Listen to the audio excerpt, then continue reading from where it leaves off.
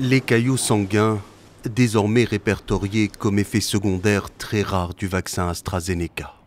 L'Agence européenne du médicament le reconnaît, mais elle rappelle que le sérum suédo-britannique reste une arme précieuse et efficace dans la lutte contre le virus.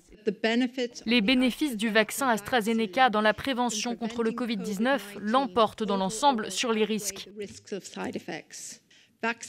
La vaccination est extrêmement importante pour nous aider à combattre le Covid-19 et nous devons utiliser les vaccins que nous avons pour nous protéger des effets dévastateurs du virus. Dans l'ensemble de l'espace économique européen, 169 cas de thrombose cérébrale atypique ont été enregistrés sur un total de 34 millions de patients vaccinés et au moins 14 personnes sont décédées.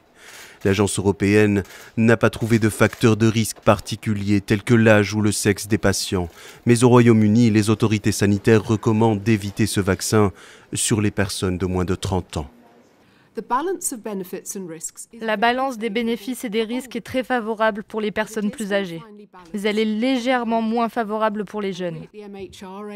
Nous conseillons de tenir compte de cette évolution des données pour décider de la manière dont le vaccin est utilisé. Dans la foulée, l'Italie et l'Espagne ont annoncé ce mercredi que le vaccin sera désormais réservé aux plus de 60 ans.